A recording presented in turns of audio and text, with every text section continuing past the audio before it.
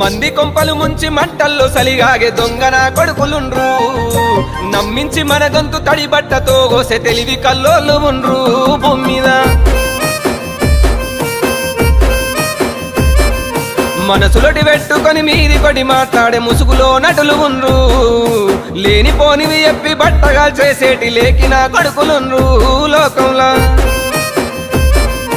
అబ్బబ్బ నువ్వెంత గొప్పని వంటారు అబ్బబ్బ నువ్వెంత మంచోని వంటారు అరసకనులోన మాట చేస్తారు మంది కొంపలు ముంచి మంటల్లో సలిగాగే దొంగన కొడుకులుండ్రు